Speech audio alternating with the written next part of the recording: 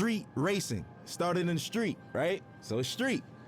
Hip hop is street. When you think about urban wear, which is skateboarding brands, which is called streetwear, it's all from the hood. And it doesn't necessarily mean it has to be a urban metropolitan or like hood. It's just for racing, for hip hop.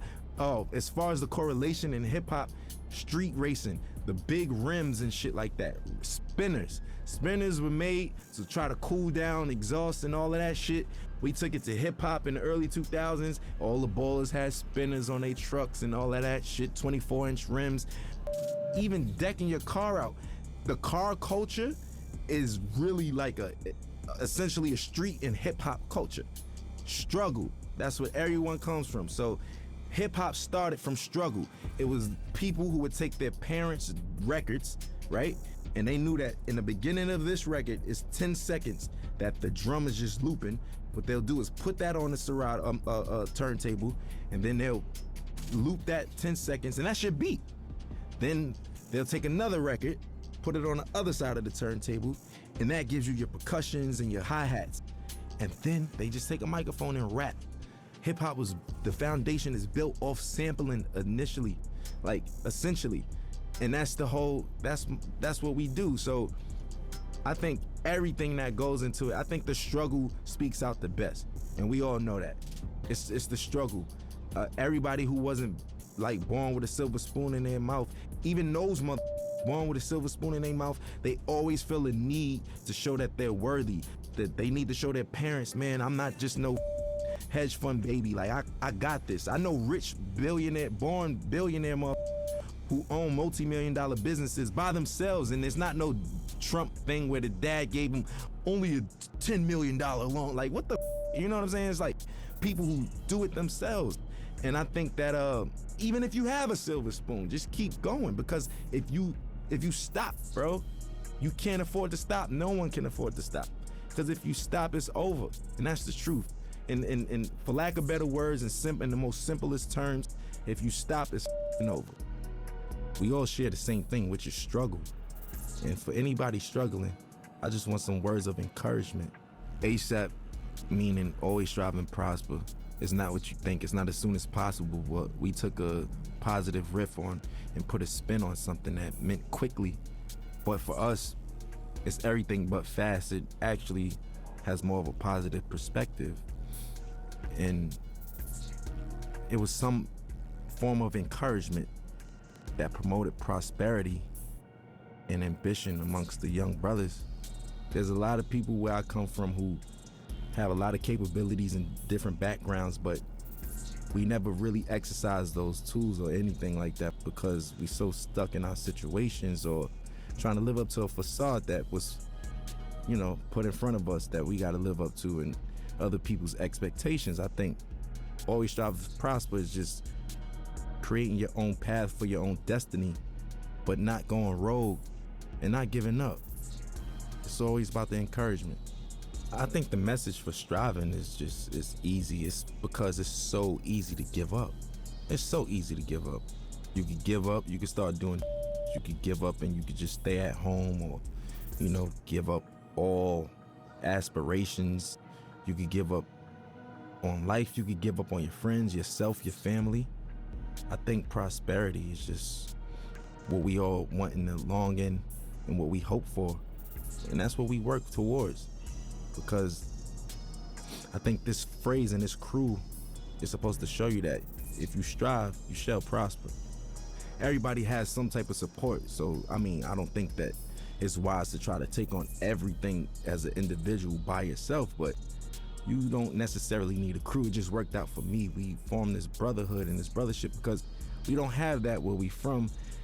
Every time there's always an organization of guys from the urban community getting together, we labeled as a gang or some type of terrorist party or something like that. We just wanted to do something positive. We're not saints, but at the same time, we're not cold-blooded sinners, and it's really all about just getting your dreams out there, man. And I think that I'm an advocate for that. I advocate for that. I think I'm a catalyst for change. I think I'm a catalyst for, striving and prospering and doing it how you want to do it your way, because everything about me is unorthodox, man. My style, the way I talk and everything, but it works. And I just want to encourage people to be them, whatever that may mean, and whatever your goal is set to be, to try to accomplish that. That's the purpose of it. And I think that's the pursuit of happiness in life. People don't get to know that I'm human just like them.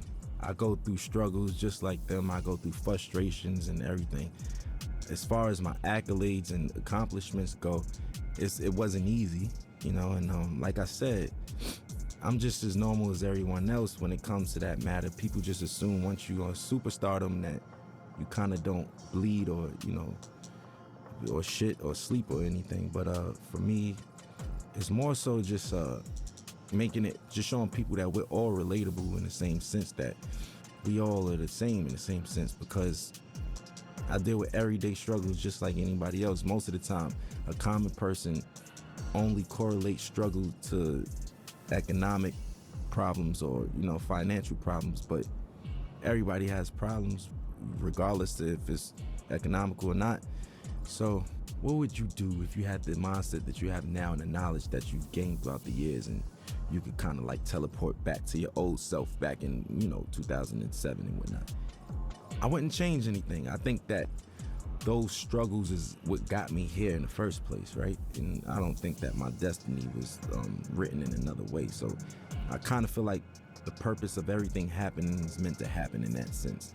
As far as the keys to the game, and what I will say is that every game, every category, every margin changes. Everything. Some things change back to its original state, and some things change in hybrid to a whole nother state. Or, you know, the evolution keeps going with everything. Some things are in style in the 60s and it comes back in style in the early 2000s, and so, you know, so on and so forth. The game always changes. I think the best thing to do is just try to adapt with that, but still being yourself, you know, because there comes a time and place where I don't think a lot of people, you know, they forgot what it is to be an entertainer for the most part. Nowadays, being an entertainer is more so being a clout chaser, or being somebody, for, you know, lack of better words, somebody that's always in the public eye for no good reasons, for all the wrong things, you know, for all the wrong reasons. And staying true to it.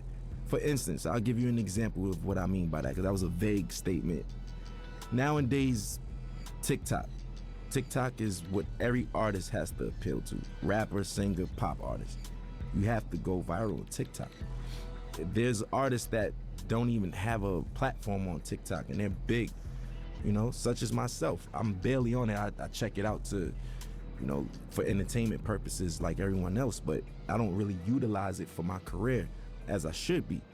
Now, I'm not opposed to it, but people's music is changing nowadays, and it's more appealing to the algorithm of TikTok. So will it grasp your attention in the first 15 seconds, or would you swipe past it? Will it do this?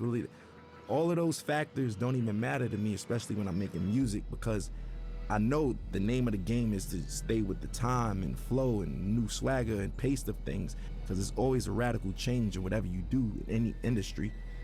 But I'm gonna stay true to myself, because once all of the 6ix9ine and the clout chasing stuff is all said and done, and, you know, those guys can't do shows and this and that and this and that, it's the legacy artists who are there, who knows the difference between changing time and adaptation. And that's the point I'm trying to make. For me, morally, I just want my son to be open-minded, creatively, everything, you know. Personally, I just want him to be open-minded. Nobody wants a bad seed, right? So we all pray for the same thing. I just want to have a normal child that expresses himself through his art or artistically, and, you know, something like his dad in that matter. You know, I want him to be free, man. Like, I don't want him to discriminate against people, prejudice, none of that shit, you know? None of that bullshit, man. My stage name isn't my real name, which is named after the God MC Rakim himself. I felt like that was like, if I was a basketball player, I got named Michael Jordan. You know, that's like somebody in this day and age being named Jay-Z or Kanye, like, you know? Like, that's what that's equivalent to. I felt those shoes were so big to fulfill. I felt like I needed to earn my right to even call myself that. Me personally, internally, I felt that way, and I got his okay, and, you know, my nickname I got from Mos Def Pretty Flacco. His is Pretty Flacco Bay. That's why. Yeah. So I get all my names from like rappers and stuff, and as long as I get the green light, I run with it, and I just try to make them proud within my legacy and lineage. Like, I just want to do the right thing and knock down doors that they never did and accomplish things that they never thought that they could do. Because whoever comes after me got to do it bigger and better, you know, and that's all I want to do is just make sure that we line it up for long legacy in this genre, man. We still strong, going on 40 years, man. We still here. I want to make everybody proud, you know?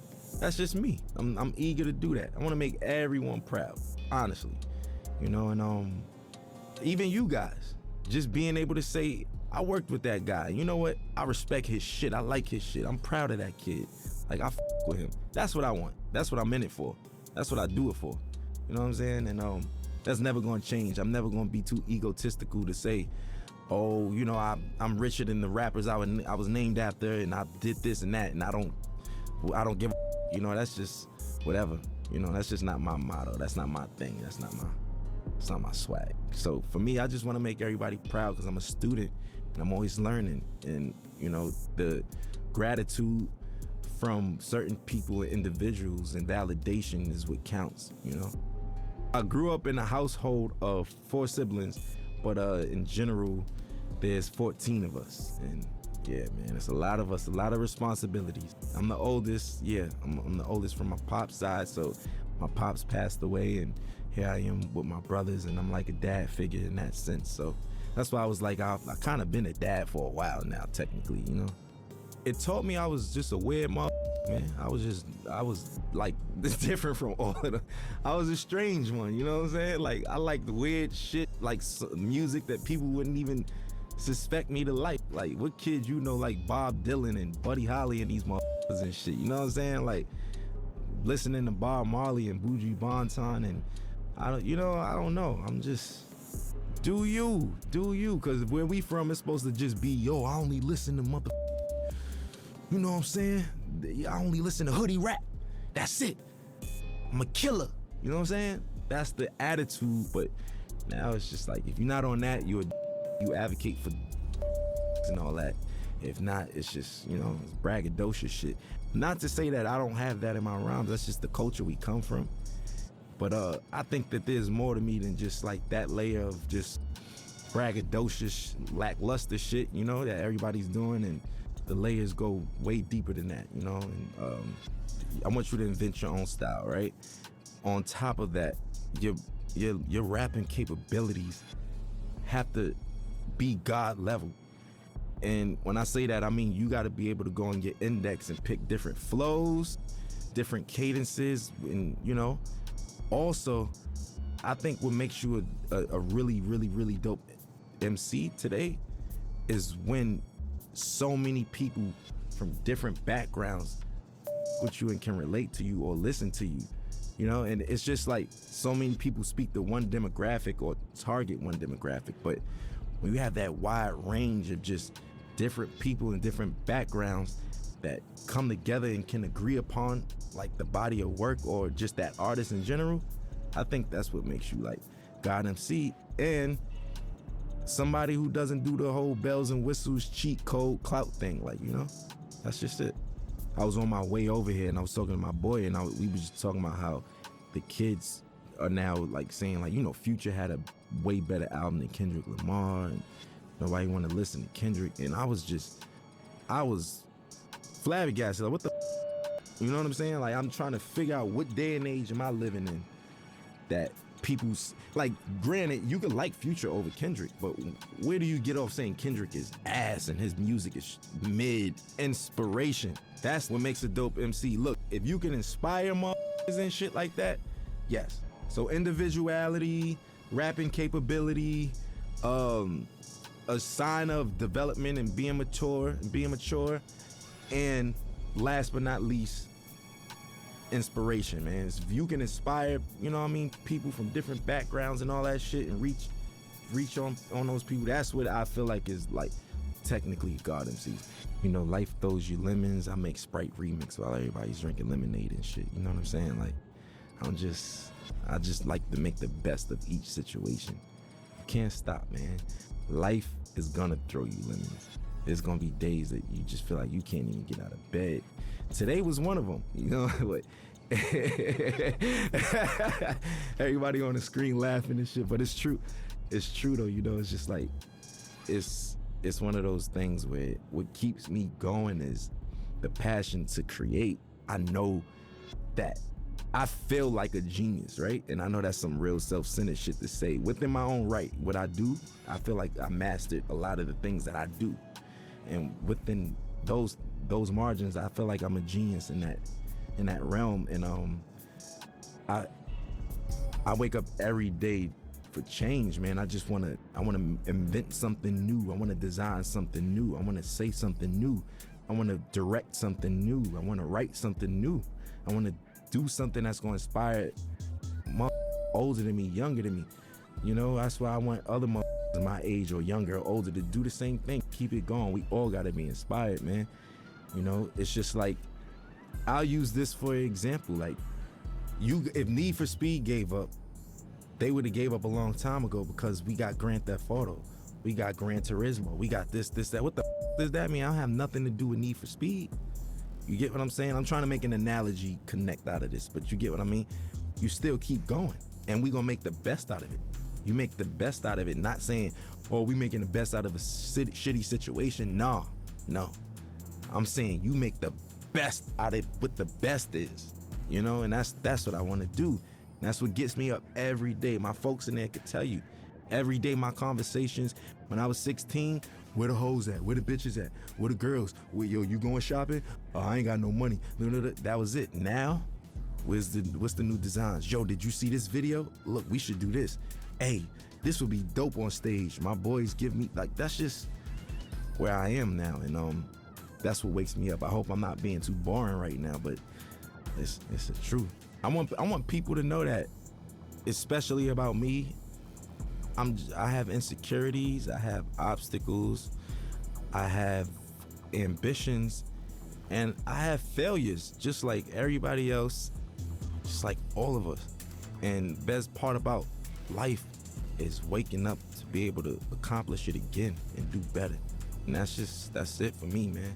And I know it sounds positive, and that's the truth though. And I hate to sound so boring and shit, but it's the truth. You feel me? Like, that's it, man. That's what we in it for. And I want to encourage the young motherfuckers and people who even from other cultures that just get into the culture. It's never too late. You know, I just want to encourage people who all share struggle or is sharing a struggle, even trying to accomplish anything, man. I just want to give them that ambition, man. Some words of encouragement. Always strive, always prosper, man.